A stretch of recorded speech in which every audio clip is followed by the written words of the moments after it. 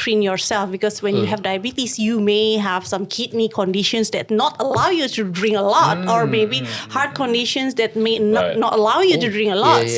Let's assume now we have a patient, a man or a lady with diabetes mellitus, right? And so it's a Muslim, and therefore now it's come to the fasting month. And so how does he or she manage his lifestyle?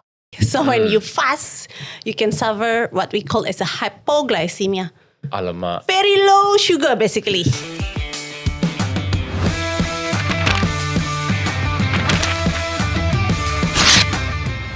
Hello everyone, welcome back into Dr. Sewan Horh, not We Say One. And today we've got something really special because, Doctor, what's going on? We have our special guest, Dr. Fanniyah Anis, to talk with us today about fasting. Fasting, that is right.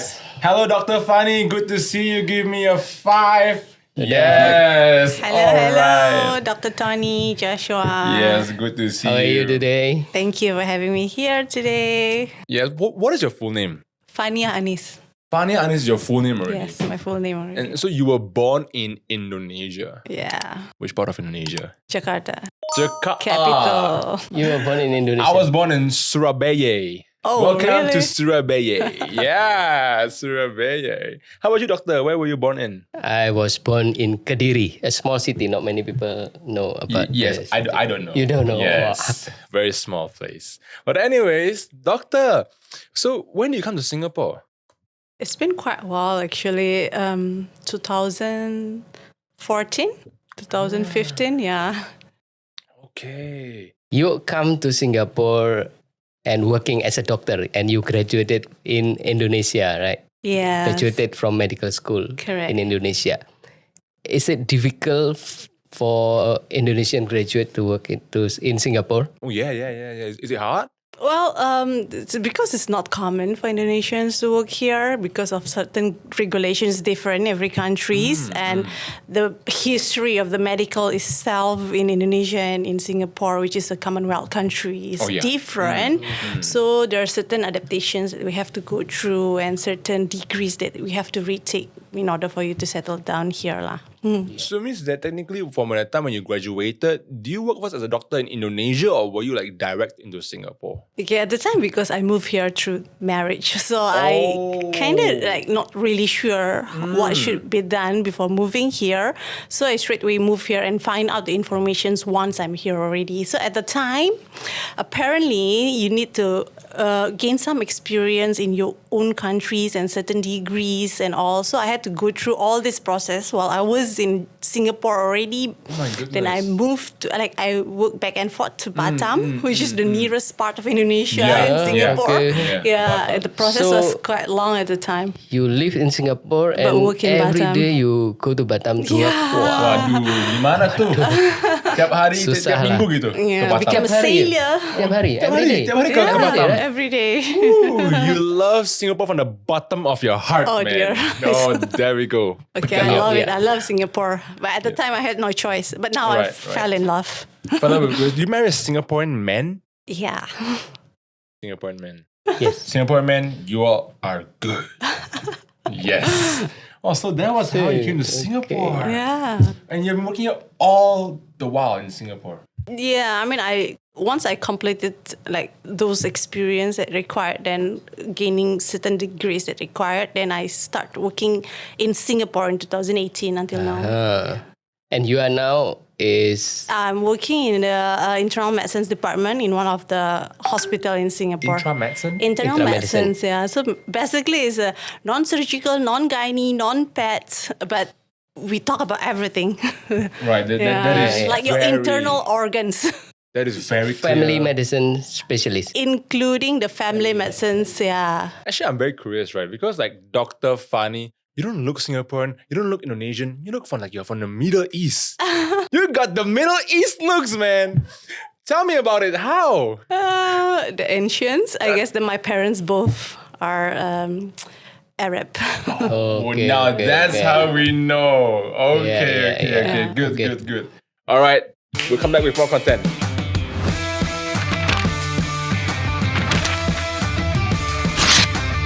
Yes, talking about this whole thing, right? Correct. I just remembered, like last week, my friend just reminded me that this month is the month of Ramadan. Is that how you say it, Ramadan? Yeah, Ramadan. Right? And Ramadan, this correct. when time people go fasting, right? Doctor, please tell us more about this whole thing.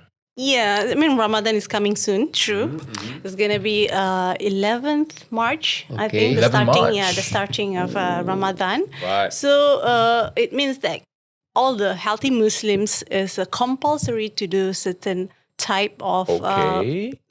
religious activity which you have to fast, cannot eat, cannot drink from the sunrise all the way until sunset. Okay. It doesn't mean that if we are not 100% healthy, we cannot do fasting.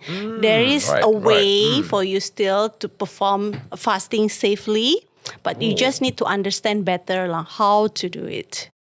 So you must understand better lah. You understand better already? Not yet. Not yet. It's coming That's up. why It's we coming are up. asking. It's coming up. All right. What kind of medical conditions that Muslims should not fast? Okay, basically, most of the chronic illness or any illness that compromise your health and can put you in the risk of a life-threatening situations will forbid you to do fasting. Yeah. Yeah, but when you have such a very bad control of a hypertension or high blood pressure or very bad control of a diabetes, this is, I think, the two most common conditions.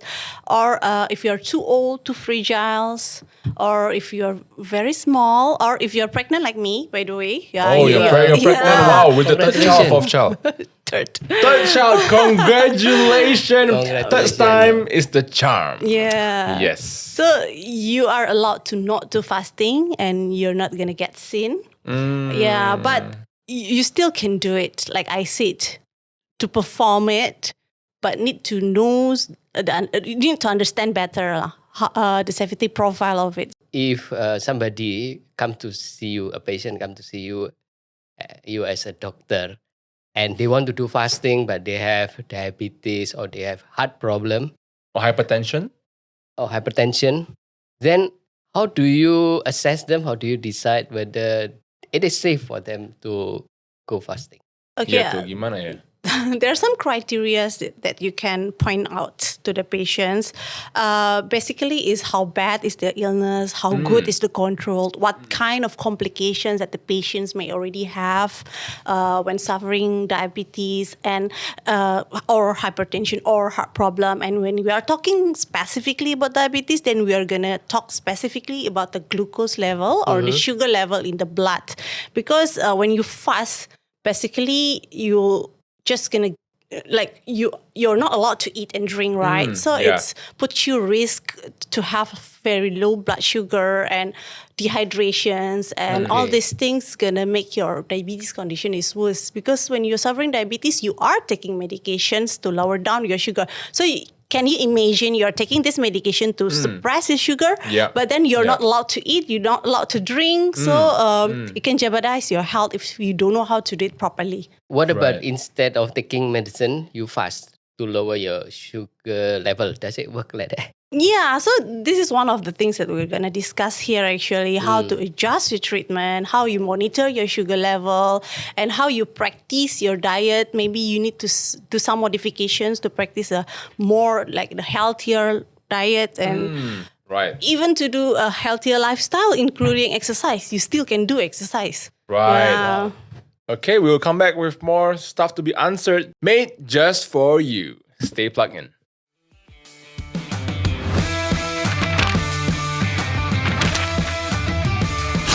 Right, doctor. So you talk about DM and you talk about hypertension, right? Ini dua ni sama nggak sih? When you talk about this. Oh, it's totally different. Yeah, beda sekali. Hypertension is high blood pressure. Okay. And diabetes is high blood sugar. Yeah. Oh, so It's they're- two different conditions and will be managed differently. Okay. Yeah, and need to be consulted to different specialties. Yeah.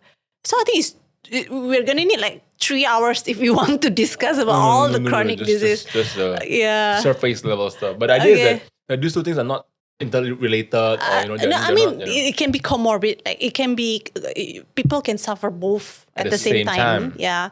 And often they suffer both, right? Often, Yes, right. yes, and yeah. But it's hypertension. just two different etiology, two different complications. So, But just briefly, how does fasting affect people with hypertension? I know have diabetes, right? Because you don't eat, so your sugar level go up and down. What Yeah, about but in hypertension. hypertension? Yeah, high blood How does pressure. it Okay. affect people Mana with tu, hypertension? yeah. Bagaimana? Hypertension is more to the medications that can affect directly to the fasting, because some of them is diuretics, which is a water pill, so make you pass urine more often than Okay. usual and can Okay. prone you to get dehydration. Some more you cannot drink. Yeah, so Yeah. and you cannot drink during fast, right? Yeah, and other condition is, of course, if the hypertension itself already give you a lot of complications to other organs, which strictly need to like take medications more than 2 times a day, which you cannot because fasting only allow you to eat 2 times a day, right?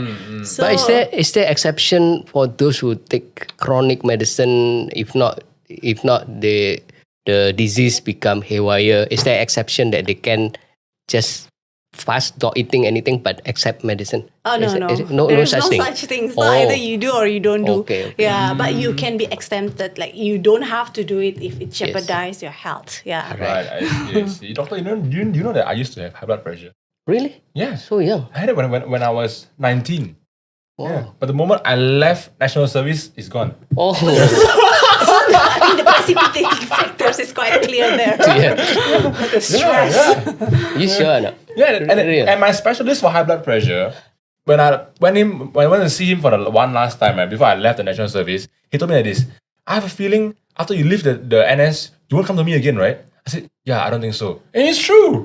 But I'm good now. Praise the Lord. Yes, I'm good. Woo! Okay. All right. Yeah. All right. Let's assume now we have a patient, a man or a lady with diabetes mellitus, right? And so it's a Muslim, and therefore now it's come to the fasting month. Yeah. And so how does he or she manage his lifestyle? Okay.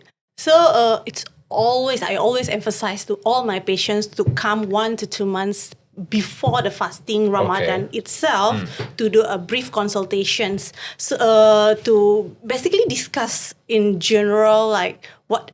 First of all, is to screen the patient whether they're eligible to do fasting and whether it's safe for them, right? So it will cover some of the complication that the patients may already have and whether or not it's going to get worse if you still want to do fasting. And other things is to look out the medications, if to look through whether we need to make some adjustment. Like I said, some medication may be taken 3 times a day, right? Which is cannot be done when you are fasting. Yeah. So and another things is like Dr. Tony mentions earlier, how to practice the like how to choose your food, your diet wisely during Ramadan, especially when you do the fasting, and what kind of monitoring needed. Like all this will be covered during those consultations. So don't just like straight away go fasting when you have diabetes. Just say like, okay, because it's for my religion, I just have to do it anyway. It doesn't matter what gonna happen, because it's not the case in Islam. If you insist to do fasting, but then knowing that you jeopardize yourself and compromise your health is No. it's no. Yeah, it's become a sin for you. Like you cannot do that, right? Yeah. Dokter, tadi dokter ini bilang dokter Tiny nggak sih? Tiny. Dokter Tiny. Tony. Bukan dokter Tony I said tadi. Dr. Tony. Tiny. Forgive her. What? So diabetes, if a person diabetic, do not straight go into fasting. Yeah. It would harm one's health, right? And so how what is the diet that is so-called medically correct for such a person? Okay.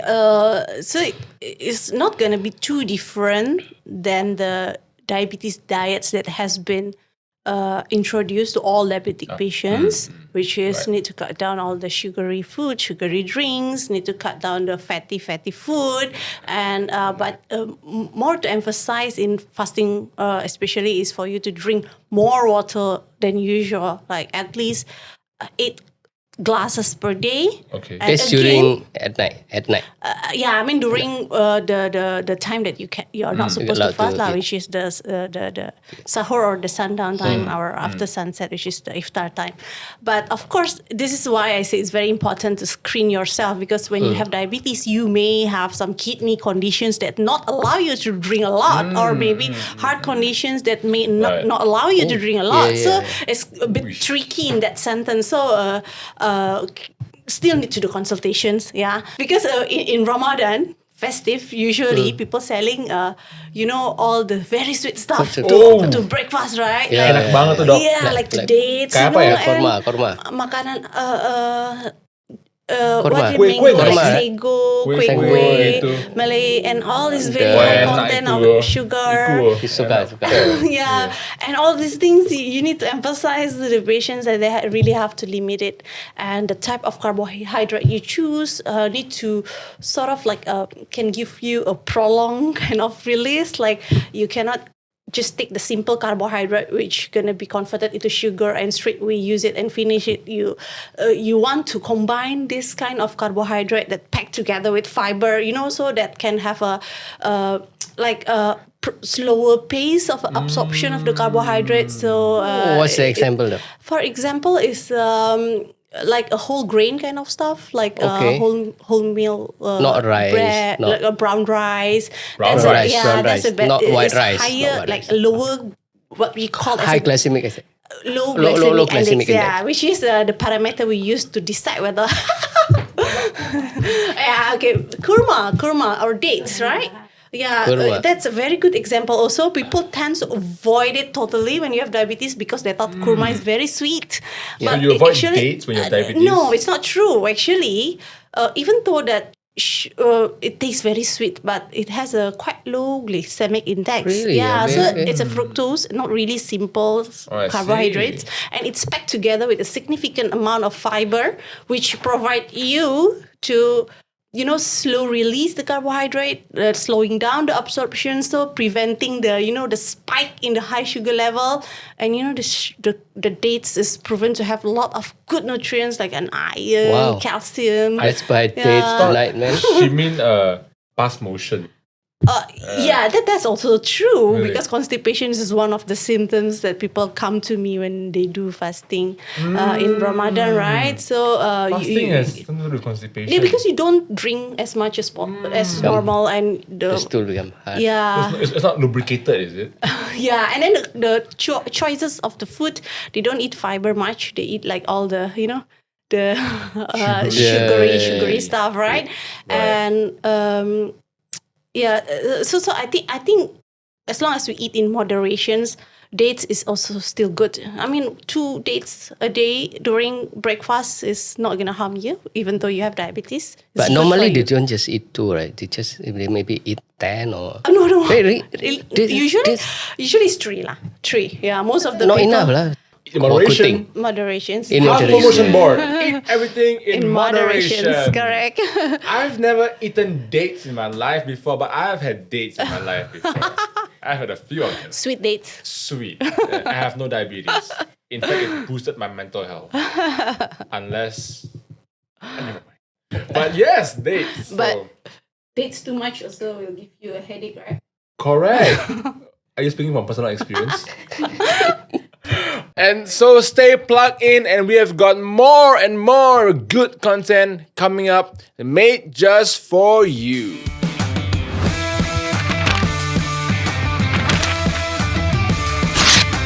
Alright, so we were talking about glucose levels. Alright. Dokter, gimana tuh? Namanya glucose. Apa itu? Glucose, gula. Gula, okay. Sugar. Sugar, okay, sugar. Gula, okay, siap. Jadi, what's the problem? What's the problem? Glucose.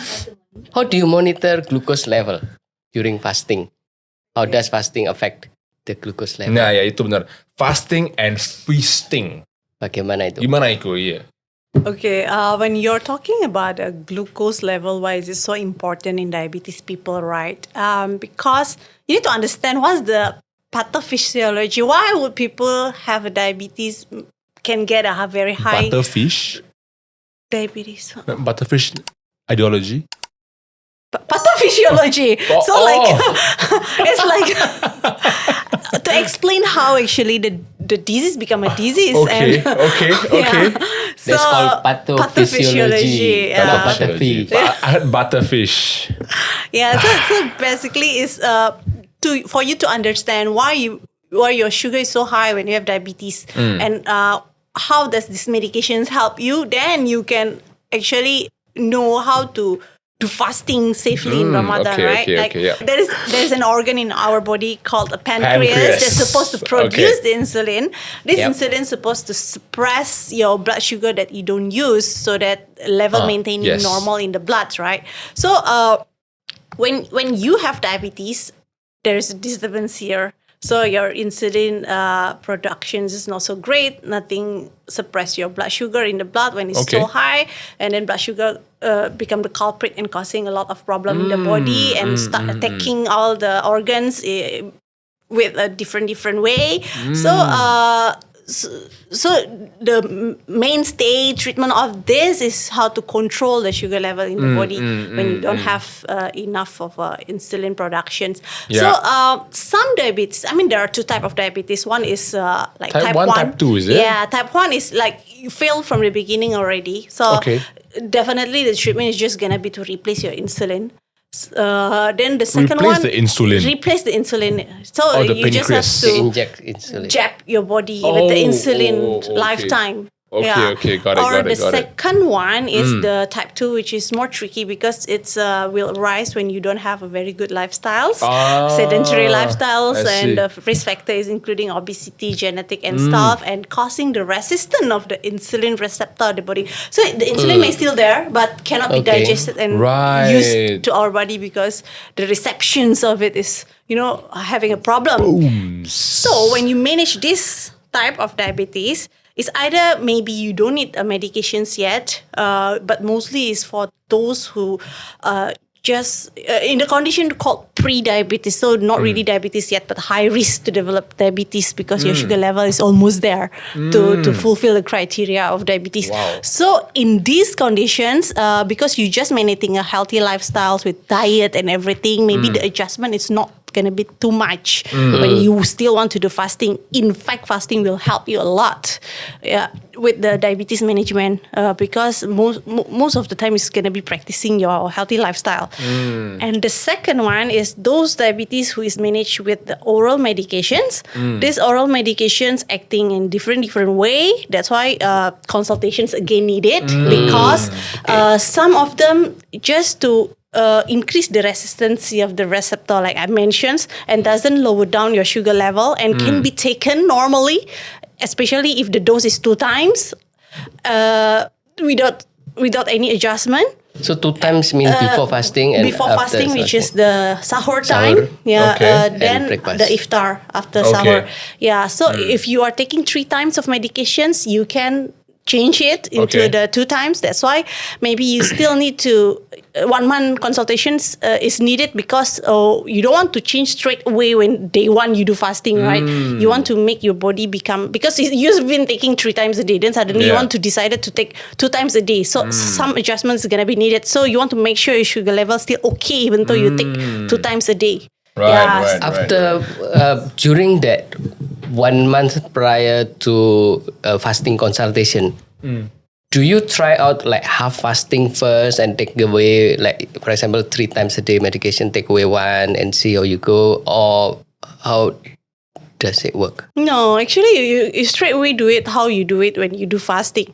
So no because trial, no halfway in between. I mean before fasting. Yeah, before fasting. So because in Muslim there are some non-compulsory fasting that you still can do, like the Monday, Thursday fasting and all these things. So you can use this kind of fasting to test yourself whether you okay or not to go ahead with the fasting full day. And I see. you still can try the modifications of the treatment, like especially if the medication is not those who suppress the sugar level, just to make sure when you take it differently, it still suppress your sugar level well, right? And of course adjustment is needed if the act of the medicines is to suppress directly your sugar level. So the timing will be different, right? And then the third thing is when you have when you're suffering the type 1 one or the type 2, but you still need insulin, then it's gonna be even trickier. But if you jab, is it considered eating or not? Jab insulin. Jab insulin is not eating. Not eating, so it's okay. Yeah, it's They can okay. jab But insulin. you don't jab insulin when you're about to fast because you need to eat, right? Yeah, so most of What the about time, before eating? yeah. So it depends of the type of injections you use. Yeah. So insulin is going to be a broader topic. Yeah. So there is once a day insulin that doesn't lower down the sugar level. When you are taking this kind of insulin, maybe it's still okay for you to fast. But if you are already taking the mixed type of insulin that directly suppress your sugar just before you eat, then it's a bit tricky because the mixed type, the 2 times a day especially, will suppress your sugar level to control your sugar level after breakfast and after lunch. But the case in the fasting, you don't eat lunch. So if you jab this mixed type of insulin twice a day before, during sahur time, yes, it suppresses your breakfast, but it will suppress your lunch that you didn't take, right? Take a deep breath, doctor. I tell you, I felt like I was thrown back into my days when I was studying biology in junior college in JC. Is it? They talk about diabetes a lot, in JC. Yeah, they will question you, type 1, type 2 must do what. I felt I was just going through that lecture all over again. By the way, I took H3 biology. You can ask me about it. But I don't remember anymore. Okay, next question, maybe Joshua can answer. Amen. I'm the supervision. I'm curious about which one during fasting, during the fasting one or during the feasting one, the one that cause your sugar level to go haywire, that is dangerous. Fasting or feasting?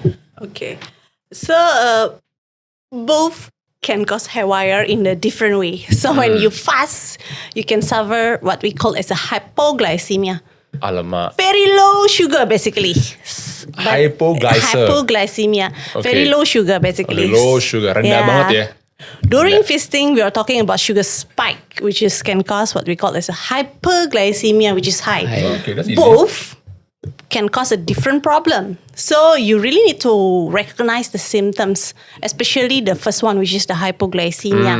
Mostly we do 3 times or 4 times of glucose monitoring when you're taking certain medications. But during fast, the frequency will be more, which is at least 7 times. Really? 7 times? So 7 times means you do it first before eating your dawn meal, which is the sahur. Okay. Then in between, you start your fasting, right? Then in between downtime until afternoon time, you have to do once first.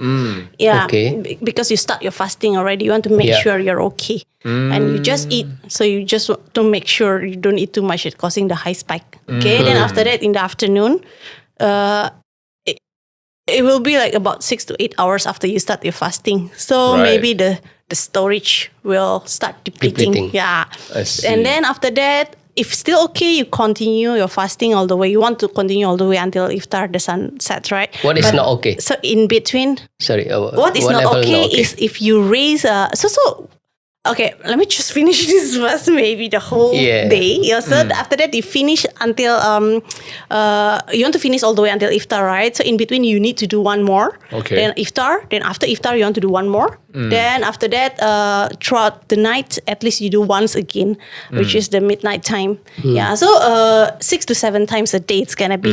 So the question was just now is what is not okay? What level is not okay? So the magic number that we use here is like about 4 to 16 millimoles liter. It will be different. Every countries may have a different equations, but then you can do the conversion dose. So but in Singapore, we use the lower than 4 lower or than higher 4? than 16. Correct. Not okay. Not okay. So whether or not you have the symptoms, if you already have like lower than 4 or more than 16, you are strongly advised to break your fast. Because if you continue, it's very high risk for you to jeopardize your health. Or at any point of time, even though the sugar level is still okay, if you if your body already give you a sign and symptoms that may not make it, then you have to break your fast. And what are these symptoms, right? So like I said, hypoglycemia is the most common happen during the day because you're fasting. So the symptoms is gonna be like confusion, tremor, palpitations, become very, very lethargic, and the sign of dehydrations, like when you already start like confused, and all these things, then you really need to break your fast. I see. Actually, you spoke a lot, right, about all this fasting and feasting. So technically, right, at the end of the day, a Muslim who wants to fast in the month of Ramadan and he has diabetes, he has diabetic stuff, he can still fast given the right conditions, the right adjustments, and the right monitoring and supervision from a doctor. Yes, and especially to recognize when to stop and to seek help. Right. So that is the crucial point. Yes. So follow us, and whatever she says, it's trustworthy, it's reliable. If you listen carefully, you can still fast even when you're having diabetes. And great health is about to come to you in this month.